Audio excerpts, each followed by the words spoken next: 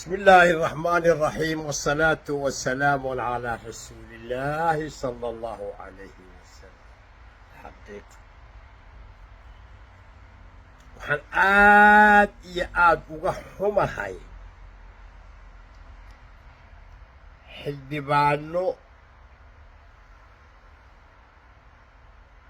qabiil ahaan ku taageeraya madaxweynaha. waxaan ka sii xumahay dad shacab ah, dad shaqaale ah inay madaxweynaha haddana qabiil ku taageeraan.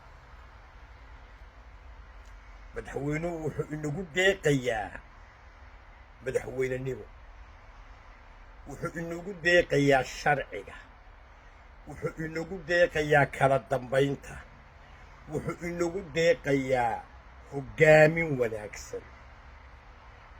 qabiil inagu deeqi maayo,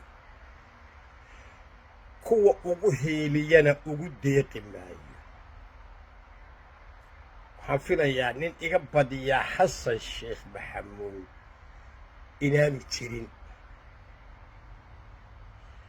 xasan taladiisa iyo go'aamadiisa isaga ayay u kirkiran tahay, isaga ayaana raba inuu is-eersado.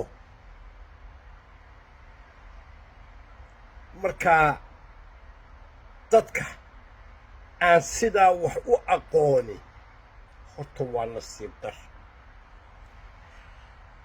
xukunkii hore ee xasan sheekh ninka wax ka faa'iidi waayey, ninka akhriyi kari waayey muddaxileedkiisii hore ee maanta qabiil ahaan ku taageerayo, waxay aniga ila tahay soomaalinimadaa kuu dhaanta. wax macno ah oo qabiilku leeyahay cali daacuun baa ka soo quustay oo geed iskaga xidhay oo soomaalinimo ka doorbiday oo soomaalinimo ku dhergey. haddaad sirtaa garan lahaydeen cidina qabiil wax kuma fasheen. waxaan leeyahay war qabyaaladda joojiya. qodobkaa intaasaa ku dhaafaya. waxaan ka aad iyo aad haddana uga xumahay in baarlamaankii xidhmay oo furihiisii meeluu jiraba aan la garanayn, oo aadan madoobe ka baqay hadduu baarlamaankaa furo in gacani dhacdo. waayo maxay u dhacaysaa? miyaydnan dastuur jirin? miyaydnan xeer hoosaad lahayn? arra'yo wa ra'yul aakhir miyaydnan doodi karin? maxaa keenay xanafta? maxaa keenay baarlamaankii aanu ka sugaynay waxqabad in albaabada laysugu laabo? ma waxaynu sugaynaa imaatinka madaxweynaha oo dabadeedna furi doono, mise isagaaba furihii la tegey? qodobkaana intaas ayaan ku dhaafayaa.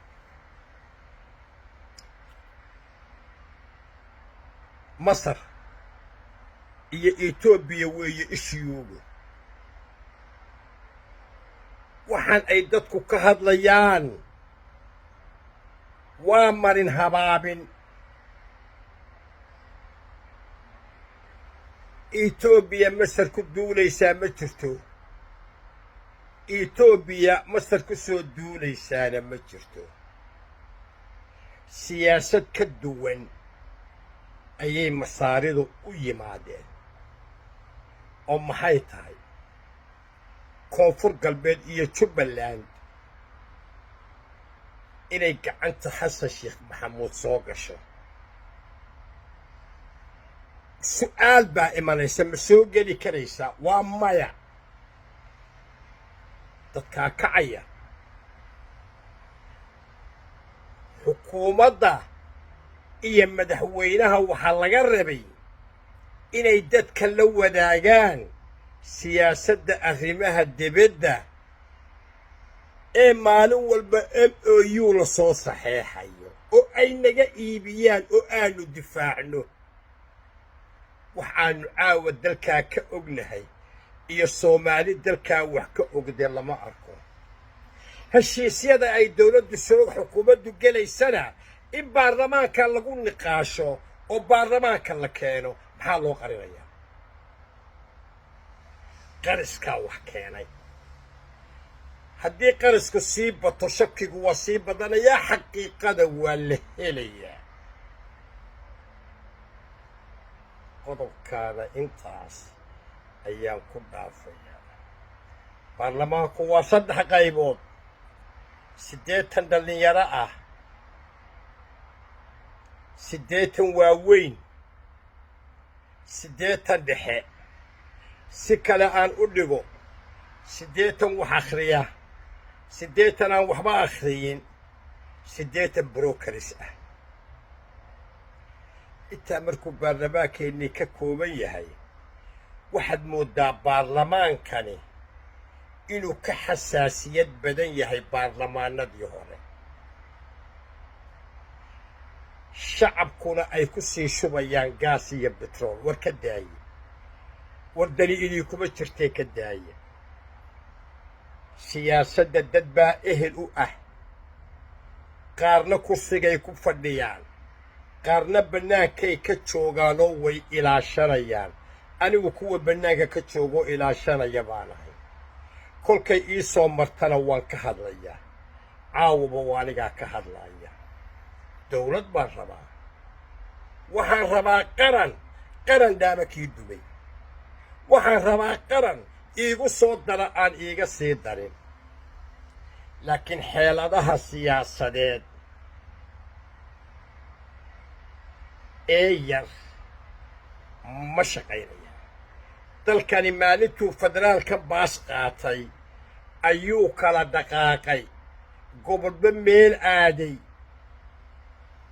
maamul samaystay xildhibaanna soo doortay wasiirana soo magacowday sidaa in wax loo fahmo weeye cidda markaa la rabaa inay waxaan isku hayso oo ay ka gudubto oo aynu meel kale u guuro war waa madaxweynaha iyo xukuumaddiisa qodobkaana intaas ayaan ku dhaafayaa farmaajo iyo fahad anigu dhexgeli maayo midkaa iga qora ma dhexgelayo sheekh shariif iyo caleemasaarkiisa iyo kaabeynkiisa shaqo kuma lihi siciid cabdulaahi deni waxbaba isuma nihin xasan sheekh abeesadaannu mar hore kala goosannay 2 sannadood iyo xoogaa haddeer fariimihiisa iyo hadalhayntiisa iyo cali daacunmey waan maqmaqlayaa laakiin 2 sannadood iyo bar haddeer waannu kala nabad gallay anigu labada dambe inuu igu soo maqan yahay baan qabaa anna waan digtoonahay soomaaliyay anigu nin siyaasi ah oo dabayshu meesha u socoto garanaya baan ahay ma ahi nin meel iska ordaaya ma ahi nin emotional ah 2 ugey waa 4 3 ugey waa 6 4 ugey waa 8 xisaab baan haystaa waayo arag baan ahay الحقيقة ربنا آتنا في الدنيا حسنة وفي الآخرة حسنة وقنا عذاب النار